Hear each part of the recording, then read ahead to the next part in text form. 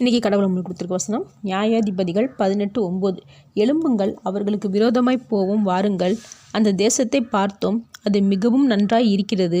நீங்கள் சும்மா இருப்பீர்களா? அந்த தேசத்தை சுதந்திரித்து கொள்ளும்படி புறப்பட்டு போக அசதியாய் இராதேயுங்கள். இந்த வசனத்தை கொண்டு கடவுள் நம்மகிட்ட என்ன சொல்கிறது பார்ப்போம்.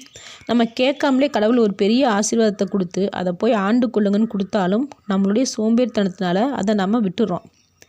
தேவன் நமக்கு வழியை காண்பிக்கும் போது சுதாரிக்காமல் இருந்தோம்னா நம்ம என்றைக்குமே முன்னேறவே முடியாது.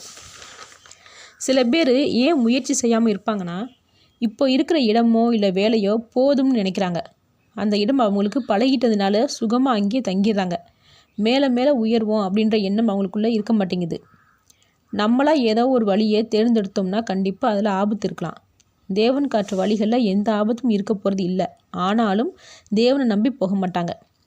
எந்த ஸ்டெப்பும் அடுத்து எடுத்து வைக்காமல் செயல்படாமல் இருந்தால் நம்மளோட வாழ்க்கையில் எந்த உயர்வையும் நம்ம பார்க்க முடியாது. நம்மளோட சோம்பேறித்தனத்தினாலையும் அசால்ட்டாக இருக்கிறதுனாலையும் முதல்ல தேவனுடைய வார்த்தைக்கு கீழ்ப்படிய மாட்டேங்கிறோம்னு அர்த்தமாயிருது. இரண்டாவது, தேவன் நமக்கு கொடுக்குற ஆசீர்வாதத்தை நாமளே வீணாக்கிறோம்.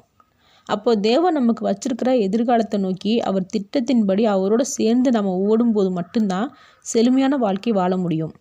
ஆமேன்.